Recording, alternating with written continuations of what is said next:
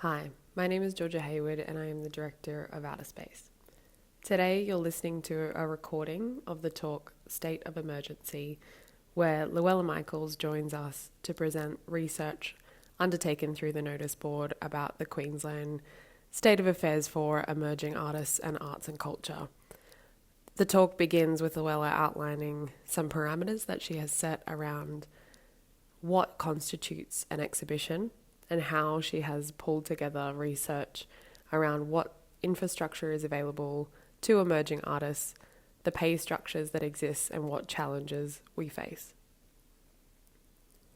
This recording was made on the lands of the Turrbal and Yagara people in Magandjin or Meanjin, Brisbane. And on behalf of Outer Space, we would like to extend our respect to elders past, present, and emerging, and acknowledge their custodianship of land, sea, and country. An exhibition is basically something that runs for 3 days or more, and then an event is 1 or 2 days, which also includes like markets, workshops, lectures, panels, artist talks, performances. I put a bit of like alt sound gigs in there. A lot of different things. So maybe those events numbers aren't a perfect representation of just visual art. This also includes some shows and events from the Gold Coast and the Sunshine Coast and regional galleries, because those are huge parts of our ecology as well. Basically, I record things that you could feasibly travel to in a day.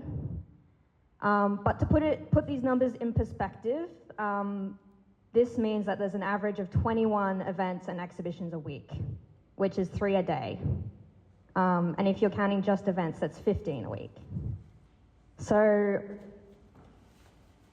this is a list of all of the ARIs I could kind of gather. This is one of the things that's already out of date, because a couple more have popped up in the last week. And this is a list of 21. Some of them, as I said, are very new, but some have been around for quite a while. Highlighted in blue are the ones that are, I suppose not everyone can see. I'll do some naming. All the ones in blue are House Conspiracy, Lupe Creative Space, Stetler Ari, Vacant Assembly, and Wreckers Art Space.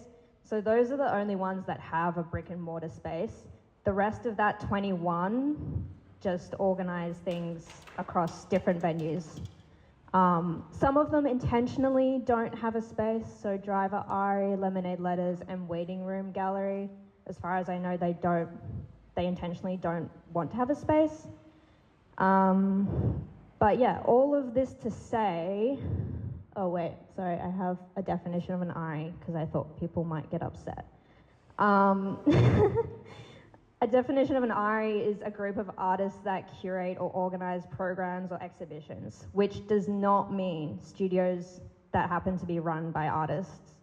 This also does not mean a venue that can be booked or hired, that it also happens to be run by artists. So there's some places left off there that are great spaces, but I wouldn't count as ARIs.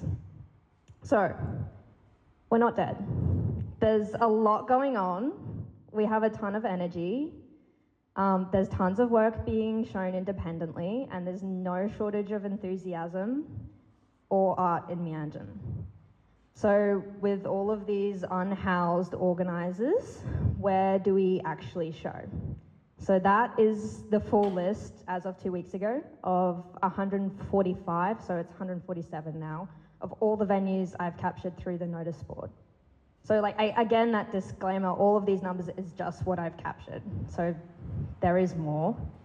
We're gonna go through a bit of like a visual breakdown of kind of different types and categories so you can understand what we actually have access to.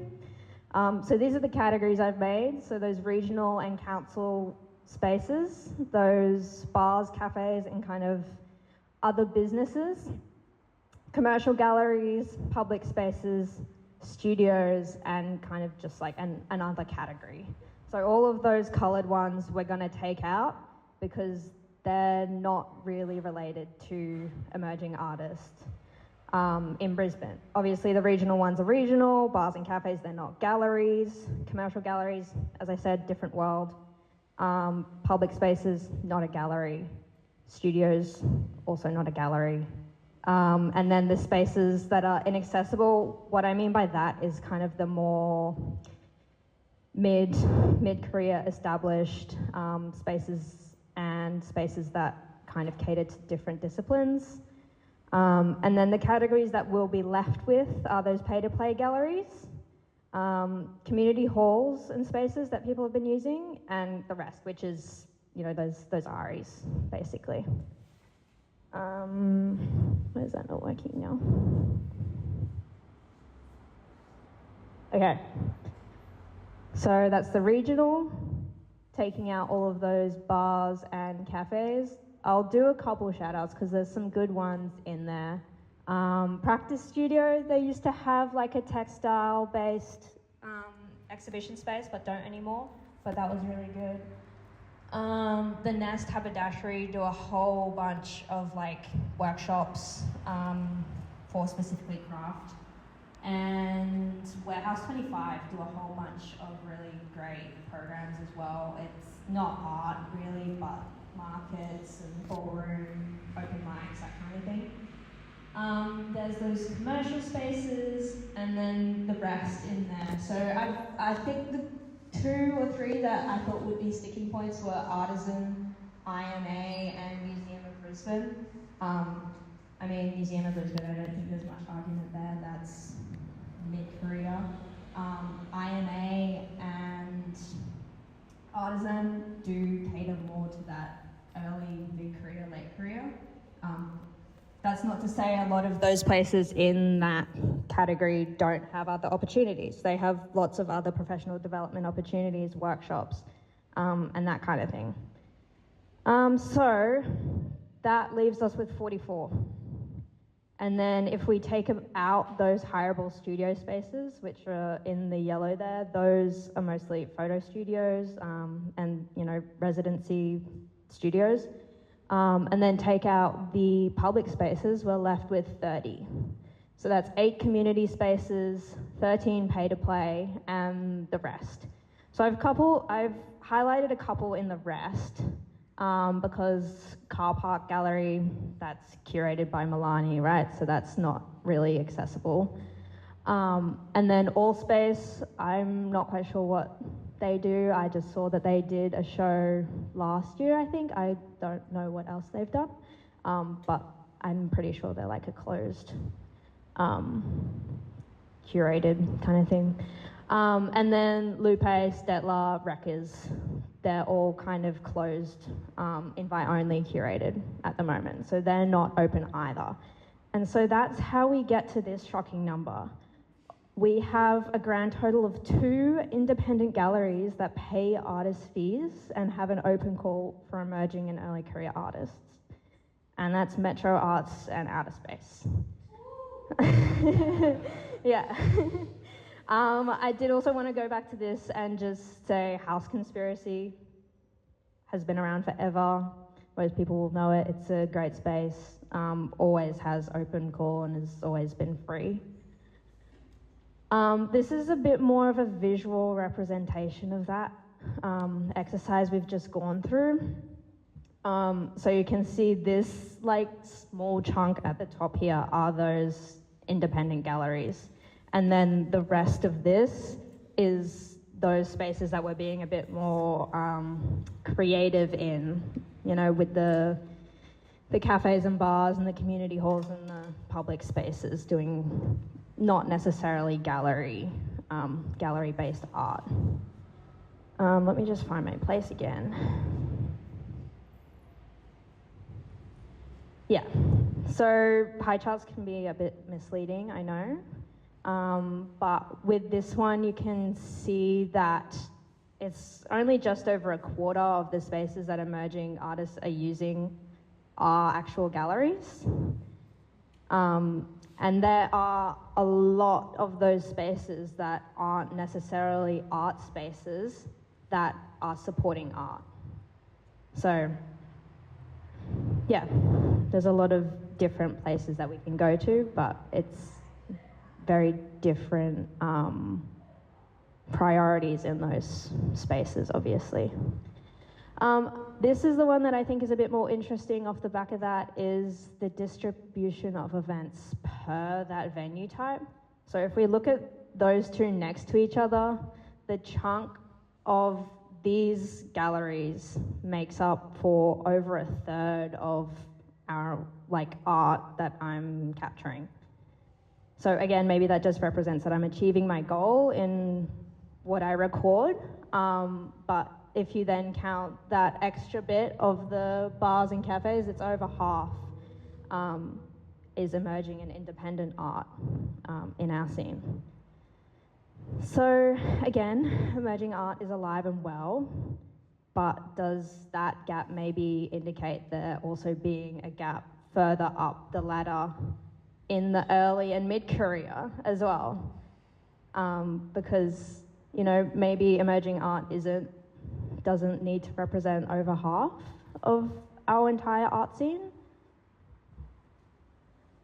This is a bit of a breather. These are my heavy hitters with the most events. Obviously, Echo and Bounce. IMA, Field Trip and Ipswich Art Gallery also have super busy schedules.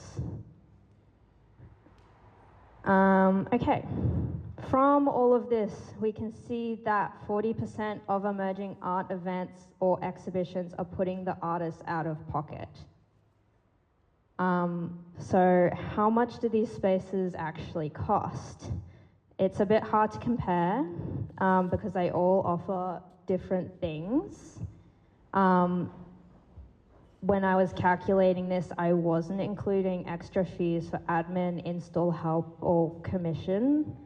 So from this, I found that the 2-week options are the most economical, but they still set you back about $900 on average.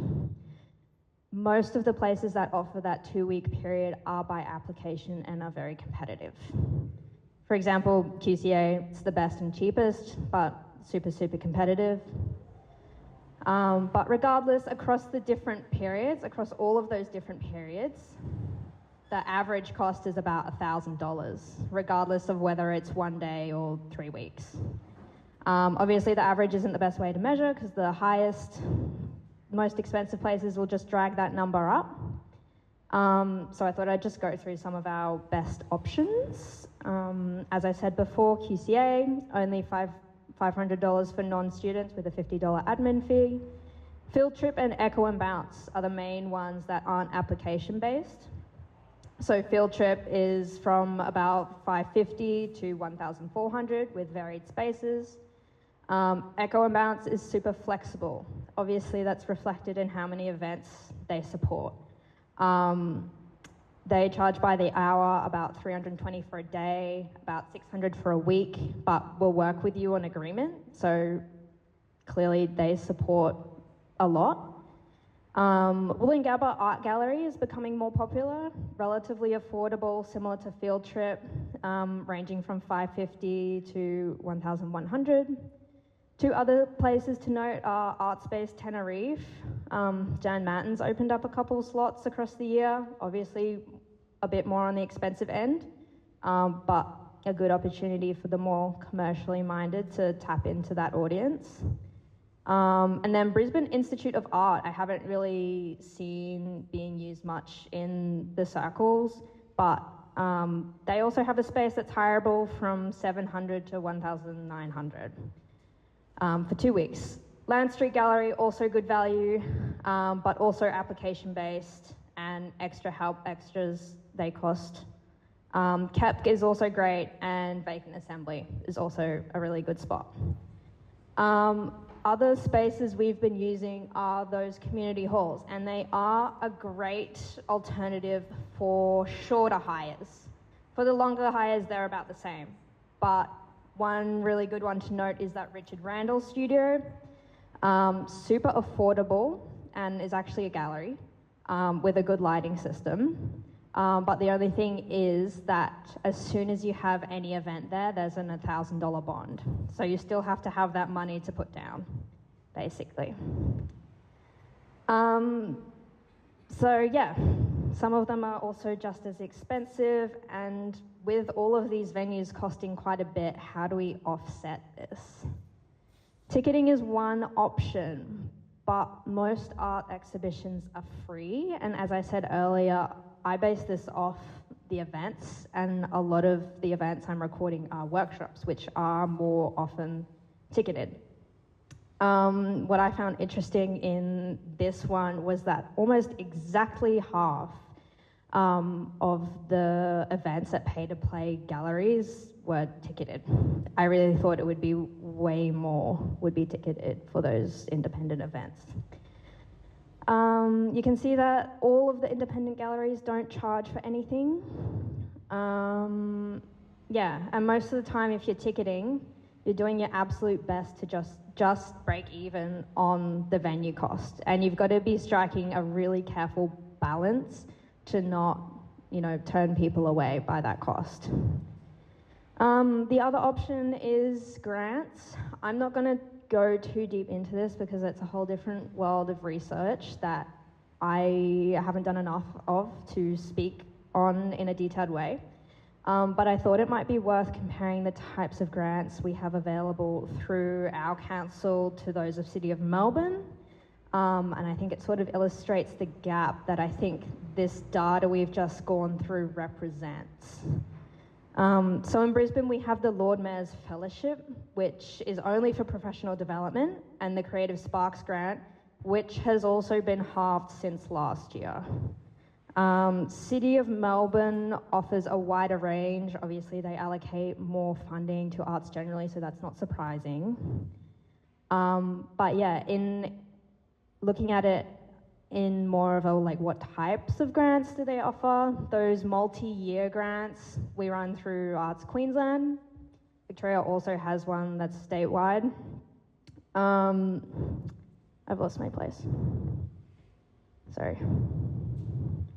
Queensland also offer those similar quick response grants that Melbourne offers, but it's only available to regional artists.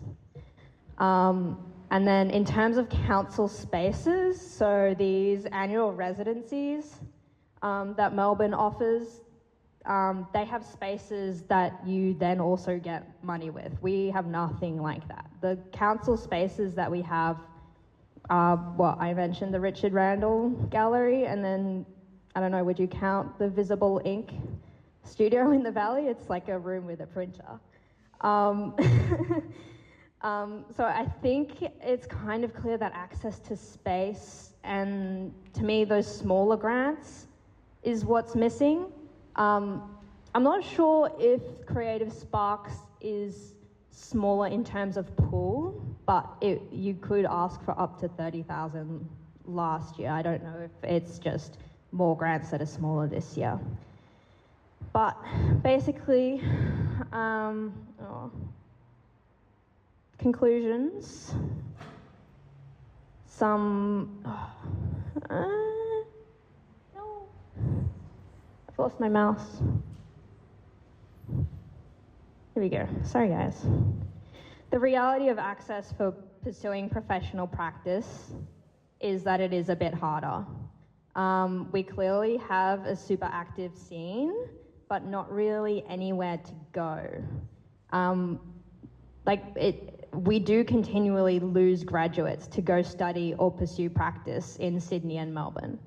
The availability of further study options here is a different issue, but this diagram is kind of where I ended up.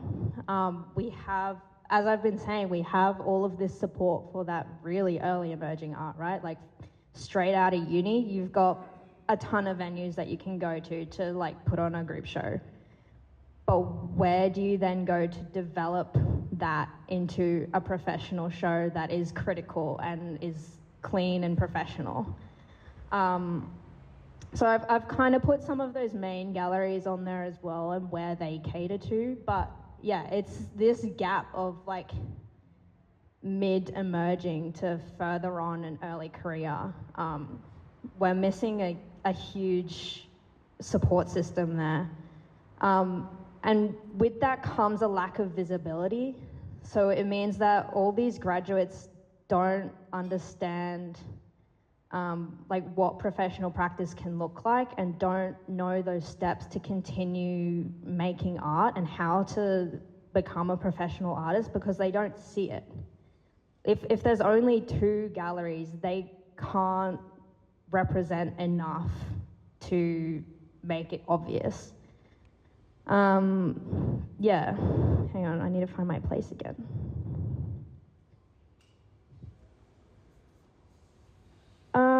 Yeah, so there is a bit of a trend for artists at that stage to then, either move south or turn to those regional and council galleries for those professional opportunities.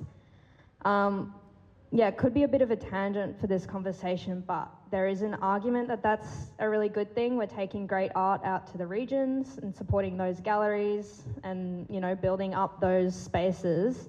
But where do those regional artists go once they've shown in those regional galleries as their emerging space? Like, if that's our professional space, where do they go down here in the city? With this lack of easy access to professional gallery spaces and lack of visibility, as I said, there's this huge growth in that indie or DIY that kind of drowns out professional practice.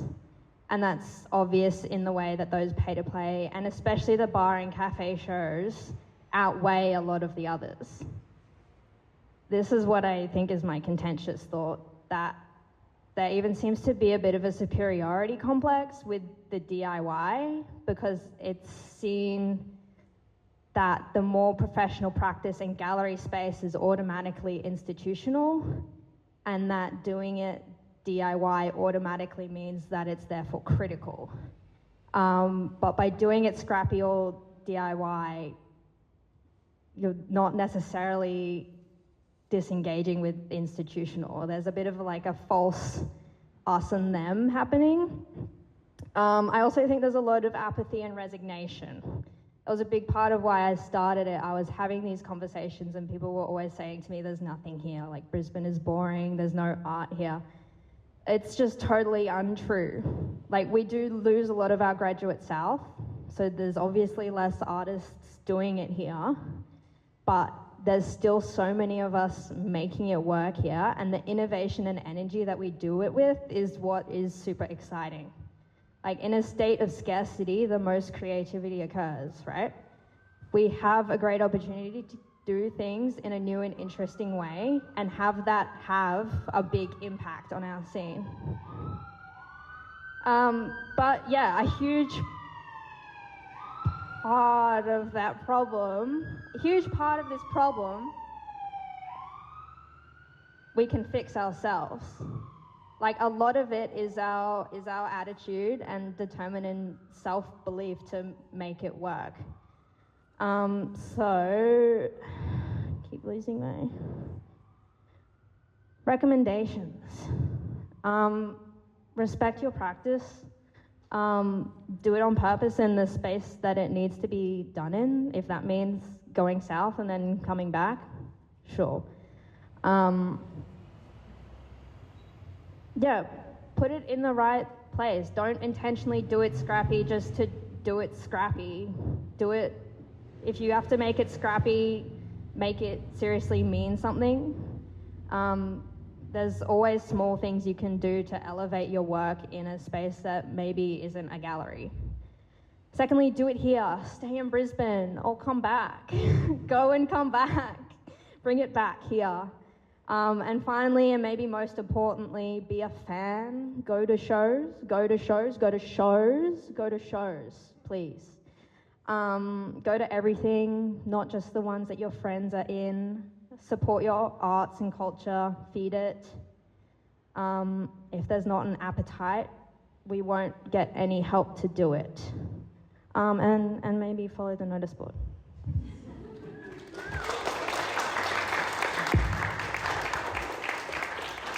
Thank you. Just on that, scan the QR code, follow Noticeboard. And I have more stickers. Yeah, there's more stickers. maybe we'll have them at the front desk after if you want more. Just on that note, before we open to questions, so use this 5 minutes that I'm talking to think of your questions, to say that the go to shows note is really serious, because that's how government institutions, more often than not, are certainly weighing factors of attendance and audience in respect to those that are funded through grants and other means. So your body through the door, your friends, all family, whoever you bring with you, it really does matter. And you get to see great art that you might love, you might hate, but you at least can formulate your own opinion on it in real time. Does anyone have any questions off the bat? I saw some like, oh my God, as it was coming up. So I'm like eager to hear thoughts. The only other thing I will caveat is we are recording this talk. So if you want to share your question anonymously, just don't say your name. Thanks, Georgia. Thanks, Louella. That was awesome. My name is Paul, and my question is, I may have missed something, it's quite possible, but I just wonder what your definition at the moment might be about what an emerging artist is and what an early career artist is. A good question. See, my definition does really depend on space and where you're showing. Emerging, I would say, you've done some study, you've graduated, and I know that's basing that a lot in an institutional space, which is maybe wrong. And then the line is really hard and really murky because you can be an emerging artist for a really, really, really long time. I think an early career artist is easily getting shows interstate, is applying for things knowing they'll have a spot, applying to places like IMA and that being maybe a little bit more risky. Or, yeah, it's hard to say, but yeah, my definition specifically in Brisbane is really rooted in those institutions and spaces. Paul, do you have a definition you want to share with us? Well, I was just going to say, I just know many people that started making art over 40 and then some. And yeah, no age limit. Yeah. Anyone else got a question? Thank you for that. I run Lantana Space, and we are a pay-for-play space, largely advertised, but all of the money we get from hires goes directly into a kitty that we then use to curate and support specific programming between us that is completely subsidised. So I'm curious if, and we did that very intentionally because we're bootstrapped, so no grants, just dumping cash into a shed. But I wonder how much responsibility is on some of those pay-to-play spaces to either form structures like that to support either paid positions within their pay-to-play schedules. Like potentially it's only like a $5, $10 increase on hires. Yeah, some of the pay-to-play places are more like that venue structure where it is just whatever they want to do gets in if you have the money. But some of those application-based galleries, sometimes it is a bit shocking to me that they are purely pay-to-play and don't offer any programming that is supporting development of artists. I think, yeah, what you do is a great way to do it. Obviously, you can't run a gallery for free, like you have to pay rent. But yeah, there's ways to do it that you can do both. And that's a really great example.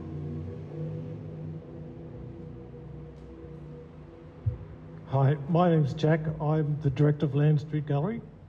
And look, I love what you're doing. This is so important because without this research, we can't really make strides into what's best for the future.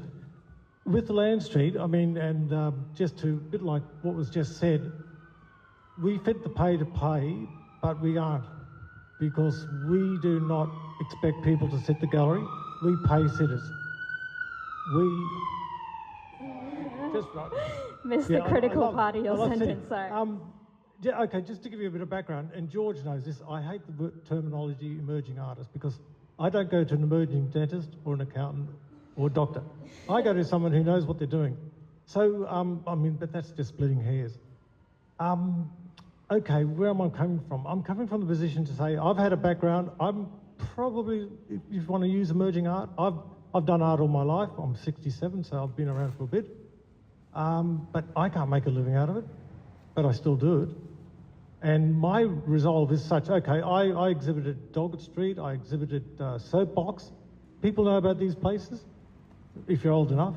And I've done Mount Coot Botanic Gardens. I've done all the spaces over my time living. But so the reason I'm now with a space at Land Street Gallery is to enable people to do things within reason. So when it comes to people having an exhibition, unlike vacant assembly or field trip, we say, hey, we're here to help you. We'll adjust to you. If you want to do an opening or closing, we'll do it. We'll even sit the gallery. Well, we do sit the gallery, but we'll come to the openings and we'll work with you. So I think there's got to be a better model. And you've done a very hard job there trying to put them into categories. But thank you. It's so important. That was the scary bit, yeah. Yeah, so look, thank you. I think it's also interesting, and again, anecdotally, I go down to Melbourne, Sydney and Adelaide, and you're seeing very different situations to support the arts there. And look, they're all regional and they're all dependent on the culture. Melbourne, I think, is probably the most vibrant. Adelaide's got some good things, some not so, but look, we've all got our positive negatives. But until we do what you're doing, we can't really make big strides ahead. Thank you. Anyone else? Hello, I have a very straightforward question and then a general comment. My straightforward question is, and this is out of genuinely, I just don't know, but do regional council galleries do call-outs? Yes. Redlands is open right now. And Not all of them, though. Yeah. Sorry, it just closed. Okay, so... But it was open. Okay, that's fine. Yeah, that's fine. Because I just couldn't sort of clock what they were and so some of the opportunities. So like for the condensery, I think it's only the bunker space that they sort of do a call out for. Like it's always just a little thing. Anyway, okay, thank you for the answer to that question. My general comment and just a thought that I had as we were discussing this is that could we do with perhaps in a broader sense a mindset change that an artist practice is linear? Because it's just not. Like we don't graduate uni and then go on this like very steady journey through to emerging and then experienced artist. I'm friends with people who 40 years in are like having breakthroughs and figuring out where they can show their emerging artwork because there's no spot for people like that either. But interestingly, I don't know, I just think like a less linear, more cyclical approach might help. Yeah, and I was just going to say on that, there's states of emerging, right? There's emerging body of works, there's emerging new parts of practice that you are constantly in forms of emergence. Yeah, to that point, I think it's interesting, maybe the terms are coming from the institutions and people have to adopt them and fit themselves into those categories in order to work out what to apply to or where they're allowed to dream of or where they're allowed, I think potentially the mindset change is an important one that we all have to do together, and that includes potentially the institutions themselves, but at the same time, I think when there's money involved, people will want to rank people, and half the time that is based on confidence of how much can I entrust money-wise to you, and then that does come with the label of, say, a solid mid-career artist I can trust to put lots of money into you. So it is difficult because I think as artists we're inherently wanting to think differently. That's why we're here. And that's a great thing. But then how do we, I don't have an answer, but how do we put those categories, how do we navigate those categories in a way that is like soothing for the artist's soul, as well as fitting the institutional needs to have categories to curate. Yeah, and I think the sliding scale of emergence might be, if it is space-based, then we have a better understanding of, it isn't who I am. I'm not an emerging artist. I'm applying for emerging artist opportunities. And then that might mean that whole thing of what's the age limit, what's the tertiary education level, all of those sort of things might fall into the background a bit if we consider it as where we're fitting into rather than who we are identity-wise. That's just I wonder. On what you were saying about the level of trust as well, that's what I'm trying to get at with those small grants, right? Like if we don't have access to the small grants to be able to prove that we can execute a smaller project well, we can't execute a bigger project. Like all of those larger grants are just not available to us because we can't prove that we can do it. Yeah, go for it. You're the one who's doing it. I mean, I could have jumped in at any point, but Louella, I want to just start by saying thank you so much. I enjoyed your entire presentation and agreed with all of it. And thank you, Georgia, for the opportunity of bringing us all together. My name is Louise. For any of you who don't know me, I've been an art history teacher to a few peeps in the room. I started Lemonade. I'm an artist mentor, but my main thing is grants. So on that note, in Brizzy, we are super disadvantaged. It is a lot easier if you live in any of the regions just outside of Brizzy to apply for what they call a RADF, or a Regional Art Development Fund grant. So if you live in Brizzy and you want to apply for your first grant, either look to the regions, and when I say regions, I literally mean Ipswich, Logan, Moreton Bay, Redland, like super nearby, and either tee up with someone who lives there and apply for a grant with them, or apply for an opportunity in one of those regions and then apply for a grant. RADFs are they're not easy, they're still a grant, but out of all of the world of grants, RADFs are the easiest grant you'll ever be able to apply for. And that is your stepping stone then to apply for the bigger ones. Also, you don't have to apply for the full amount. So if it's your first time applying for a grant, you can apply for half the amount. And it is very much about trust. How much money can I give to you and not think that you're going to run away to Hawaii? You did the thing, you spent the money, now I'll give you more money next time. Okay, so apply for RADFs, do stuff in the regions, totally 100% apply for QCA galleries.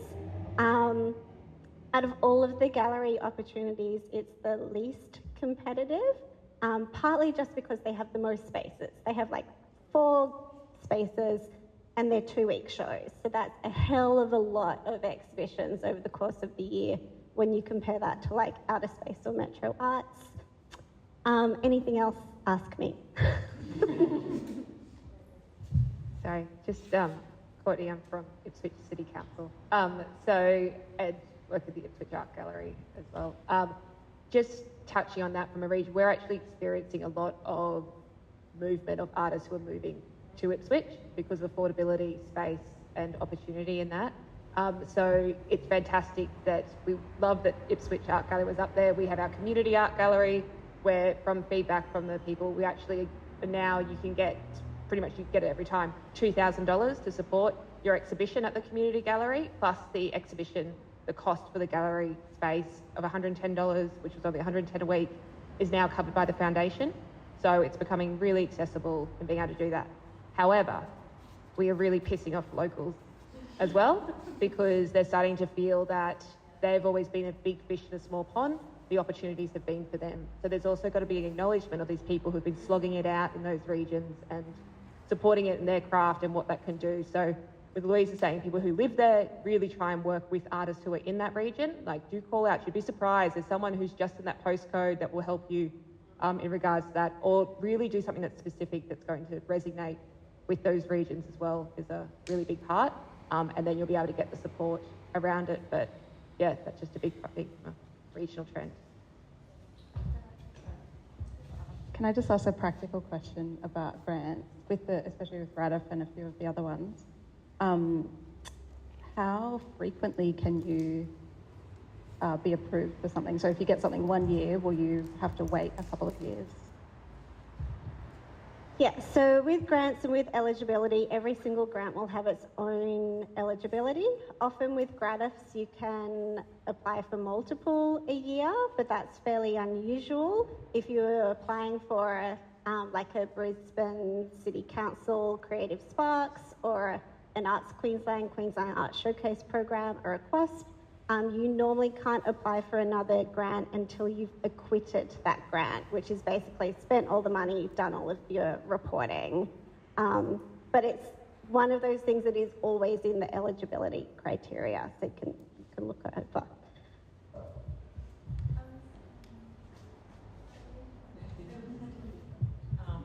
Well, thank you so much for what you've done. I really have a comment, not a question, which is my view really is that the generations that are here in this room have been robbed because I can compare to a previous era where opportunities were far greater. And that's what everyone in this room needs to know, that they're fighting over crumbs, well, not fighting over crumbs, but competing with others for crumbs and very small opportunities compared to a previous time. What I found refreshing about what you did is that it clocks now. I'd like to try and work with you to fill in the previous comparison, and then advocacy needs to happen with the government to increase funding to the arts. And we've got people who are my generation that can help do that and are willing to work with your generation to do that. And it's absolutely terrible, the small opportunities that are available. Well, it was even different like 2 years ago, right? Like, this has changed in 2 weeks and it does continually change. Hello everyone, I'm Natalie. I just want to say thank you, Louella, for putting that on. That was super informative and really helpful. I'm sure everyone feels that way. But I was just going to say with, sorry, what is it? Louise. Yeah, so QCA, as Louella mentioned, it's the cheapest, but just to let you know, if you're a student there, they don't charge. So it's free if you're a student. So yeah, that's something. Yeah. Well, you have to pay $50 fines, but Just don't mess up the space. Hi, my name's Anna. I'm a colleague of Lou at Flying Arts, and also. Sorry, did you forget my name? Louella, one of my best friends. And I wanted to jump off of what Courtney was saying in terms of jumping into these smaller ponds to get funding. I'm an artist who moved to Brisbane from Bundaberg to study arts and to pursue arts, and now I'm at a point where I'm applying for opportunities in Bundaberg. To develop my career, and it just feels really surreal. And there is something that feels unfair about the kind of mass migration back into the regions, because those artists need a space to play as well, and they also need somewhere to go once they're developed. Obviously at Flying Arts we do a lot of work around regional artists and making sure they have equal access to opportunities, but yeah, once they've had their time to play, and like, where do they go? They'll go interstate as well if we don't provide like a cultural centre for them. This also isn't a comment, a question. I'm sorry, but I did notice that with the spaces that are the cheapest, which is this is another issue that I come across as an artist with disability and who has fluctuating mobility needs. Most of the spaces that can be affordable, and it's not the fault of the space, ever, because they're trying their best, aren't wheelchair accessible. They don't have any accessibility to the blind and people with low vision. There's so many areas of accessibility that go beyond financial accessibility. And obviously, money runs this planet. And so at the moment, that's going to be the focus. But I think it's also important to remember that when we talk about it, sometimes doing it tough and difficult is actually impossible for a lot of people as well. I just am thinking like field gallery and the other one that you mentioned. Oh my God, it's already out of my head. Anyways. Aircon bounds? Yeah. Stairs? Yeah, stairs. Echo and bounce, yes, stairs. It's just an interesting dilemma that we've been pushed into, that people aren't making the choice. They can't make the choice to be accessible because they're fitting into pokey little holes and share houses, literal stairwells, which I think is a part of the conversation that is good to have in the back of the mind, because it's absolutely front and center of the mind of a lot of artists and people who want to come see art. That was just my point. Thank you. Thank you for the presentation and the research. So important. I think a lot about the political situation we're dealing with at the moment, and especially how state government and Brisbane City Council are thinking about the arts. You know, we just heard that our generation's been robbed to some extent in terms of opportunities, and obviously Brisbane City Council's had a Liberal government for a very long time, and if you go read any of their strategies, you can see just how neoliberal their conception of what art should be is and what its use is. Our institutions then have to retrofit themselves to that.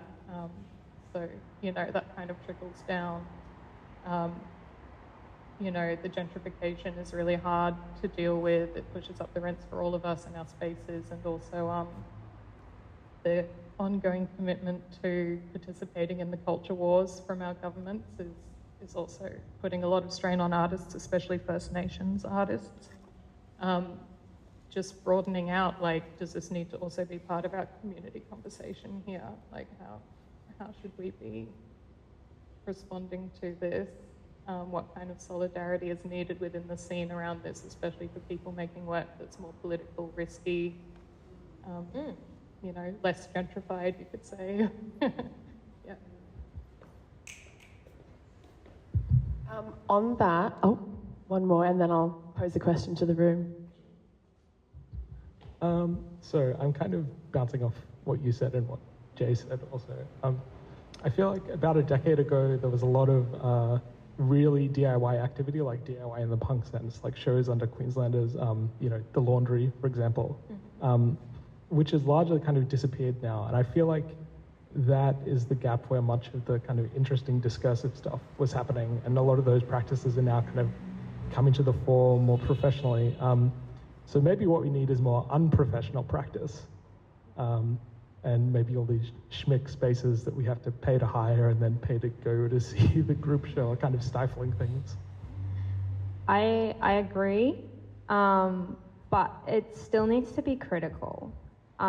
Like you were saying, supporting more of that work that is saying something, and yeah, not a show that we've just seen 3 times before already, not just another group show of, you know, so many artists that they're drowning each other out.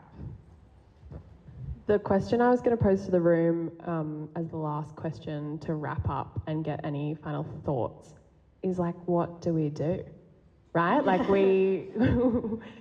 we are all on the same wavelength that there is an issue, a generational issue. There are opportunities in the regions, there's complexities about going to the regions for different reasons. Is there another way? Amplifying an unprofessional type of practice seems like a necessity in many ways, because there are two spaces based on that research that are paying artists to professionalise practice in a sense. Does anyone have gorgeous plans and thoughts? I don't have plans and thoughts, but bouncing off that, a memory comes to mind of going to a consultation. I think that Metro Arts was running on behalf of Arts Queensland, if I remember correctly. It was a long time ago. But we all sat around a big table. We had lots of complaints. And I remember Joe, the director, asking what we wanted, and nobody knew what they wanted. Yeah. So some kind of imagining space of some kind seems useful.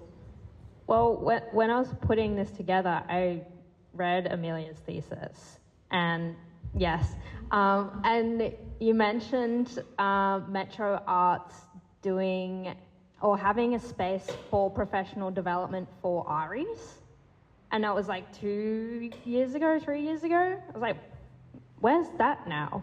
Like, we have so many ARIs, they just don't know how to keep doing it. I think we do arts advocacy terribly. We're not scary. We go to the government or of whatever level, and we're like, please give us money. It's so great. It's really good for everyone's mental health, and we'll get people outside, and we'll get them connecting, and it'll be educational, and we'll learn things, and we can gently save the world. The CFMEU doesn't do that. They're scary.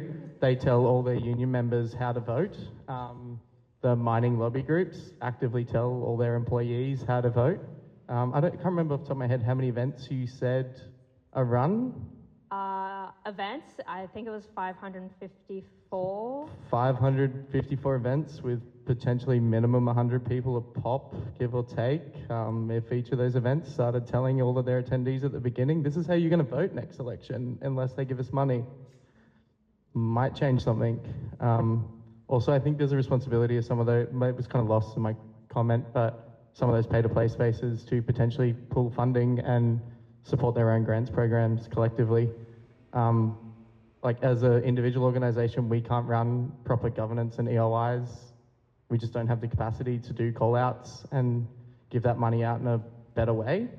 But potentially collectively with a couple of organisations with a representative from each that get a pop each year, that's something that would be really feasible. Sorry, I just want to build on that, just a bit around the collective voice. So we held a summit in Ipswich a couple of years ago, and we had our local councillor there going, guys, you never come to me. You never talk to us from an advocacy point of view. I can't get the sports clubs to get off my case, to invite me to things, to follow me, to chase me around. Yeah, to ask for these things, but I haven't had one meeting, I haven't had one request from an artist group, a group of people who are coming together to say we are capable and able to do this in that entire time. So that's really broadened my understanding of how are artists actually collectively working together. There is something about the club system of sports that helps from a political, not just because of the opinion, but because of the mass numbers. There's something about the arts and exclusivity to go, you actually need the numbers to make everyone feel part of it, to then build your club that then helps with that, because all of a sudden that's a big voting block, even from a local government point of view. Then you have those local councillors and the mayor who are then advocating to their state members going, this is what our region needs, this is the money, because they want to get voted back in again from the 400 people. That's all it takes from a club to vote them back in as a local councillor. So there's just that whole idea of collective, and if you have a group of people who are keen, start making noise together. On a positive note, I know Vacant Assembly are starting a group for people who run ARIs and small art practices, so like Loop, Imaging, I know are involved. And the plan is to meet bi-monthly. So if you would like to get connected with that, you can come see me. I don't work for them or anything, but I'm a part of the collective, and I was really keen to get more ARI's voice in that space. because as someone who's considering starting an RE, I asked the question, did I ask it to Amelia? Where I was like, do people who run REs like talk to each other at all? Like, is there, can we make that happen? And then Bacon Assembly were like, we're starting this thing. And I was like, cool, let's just jump on board with that. So if you want to get connected with that, just come see me after. I'll send you there's a WhatsApp group, and then we'll be meeting by month. The years that like naturally artists will gather in those sorts of professions. And I do think like that sort of consolidating is actually very, very useful, because the more people you get centralized in these sorts of things working towards a separate goal, they'll understand. Like I've worked in like multiple different like screen printers, and the idea that there are like musicians there who will need like more flexible timelines, like might need to utilize the space outside of work hours. Like I do think people consolidating inside of what creativity we have in Brisbane is really useful. Like I know there's Silk and Squeeze. They hire like they've got a lot of artists there. Like half of them run their own brands through there. They have art shows. They showed like a skate film. Like I do think like consolidating and then like where you can assist. So like, you know, having casual jobs inside of these things like is effectively mutual aid to artists. Like a workplace that understands an artist is like just as useful. And I do think like this sort of thing is like some days it's like your turn to be the artist, and other days you're the mechanic, like you're part of the cogs. And I do think that's like very important, because like it works for every place I've worked in where you're just like, oh, this can subsidize what I'm doing, like in very functional ways. I can get clothes whenever I want to make t-shirts because I'm part of that now. And I think that can work in many different ways for people, like choose when to be the cog. Yeah. Just firstly, as someone who also makes big spreadsheets of things, bravo, amazing work, well done. It's so hard. Managing something like this, is such a drain, so you should all be so grateful this exists. On that, you have a lot of data and you've analyzed it here. I guess a question to you is like, all the people in this room are wanting to move in the same direction and do the same thing with this and try and help artists or people like that. Is there any plan to try and get this information in front of people who don't have the same thoughts, maybe more conservative people who are in power, who, you know, kind of like you said down here, this person in front of me, that, you know, we don't hear, or the Ipswich City Council or something doesn't hear from people who, you know, artists or things like that, but sports clubs are just constantly making noise. Like, maybe that's an easier way to frame it. Are you going to make noise with it? Because you should.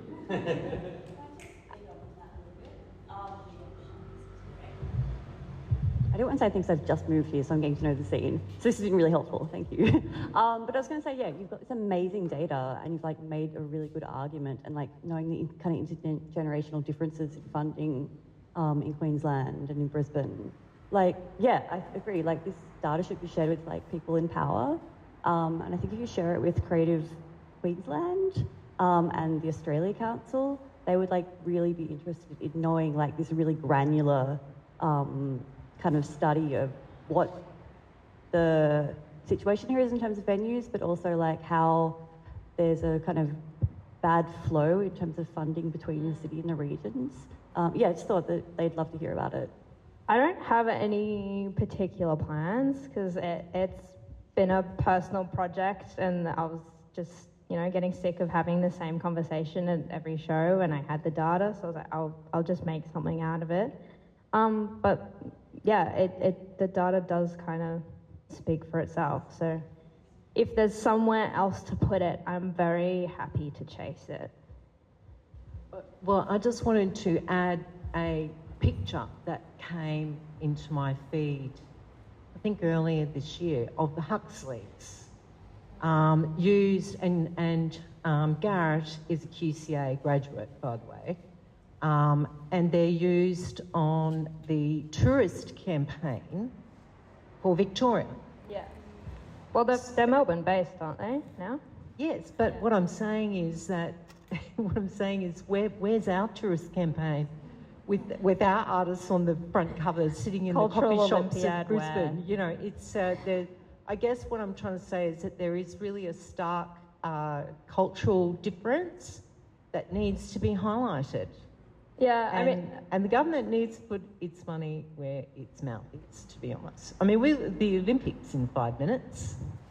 You know, we need some culture there. Yeah. For the tourists. All right, I think, okay, last. Hello. Great presentation. It was really nice. I can't believe you read my thesis. That's so embarrassing. The airspace thing, I really wish there was still places supporting REs and like the formation of REs. It's very hard, which segues into my start an RE, please. If you've ever talked to me, I've told this to you and said this to you. Please start an RE, but more importantly, go to shows, please. Do you know what it's like? I've made it really easy, guys. I know this is very much about local, but even like interstate shows, nobody shows up. I've had shows at Wreckers that had Gold Coast artists. Literally no one showed up except for that person's like mum. No one. Do you know how embarrassing that is to have a space in Brisbane and show an artist that's an hour away and nobody shows up? And this isn't a takedown of you guys. It's just, please show up to spaces and support them, but more importantly, create community and have discussions and talk with one another. That's the real solution, because the more we talk about it, the more we go to spaces, the more we do these things, the more funding we get. The more funding we get, the more it trickles down. I hate to say trickle down economies, but fucking hell. But literally though, because the bigger it goes, the more opportunities that we all get. So we need to go to shows, even if it's just, you don't have to go to the opening. Go during the week, go on your free day, and just go, oh my God, there's a thing on at QCA. I'm gonna go to my QCA show. So I'm looking at you, Anna, because your show was amazing at QCA. But yeah, I've probably seen, if you're an artist here, I've probably seen your work in person because I go to your show. Yeah, I'm that, I'm here. And like, who has seen this show before they came tonight? Yeah. This artist was really cool. I came to the artist talk. It was really amazing. Outer Space does great work. I'm a little bit biased, but Outer Space does great work. But the real solution is going to Land Street, it's going to all these spaces and looking at the work and supporting those artists and the work they do and the communities they build, because what that also does, that emboldens their own practice, which, yes, is ongoing, and you're constantly going to be breaking through regardless of age or even like where you're at in your career. If you don't want to stagnate as an artist, unless you're just a basic commercial artist, but you want to keep evolving. Sorry, I'm really embarrassing myself here. But go to shows, please, because the more we support our artists, the more we stay being artists, and the more artists there are, the more they need to fund. And I know we're having this conversation late because we just got an LNP government, which really, really sucks, because we had a Labor government, and they're a little bit more lenient and more art-focused than the LNP government, and now it's getting harder and harder to actually get the things that we want, because, you know, I guess we're just asking too late. So, all right, I'm gonna stop embarrassing myself. Thank you for letting me talk.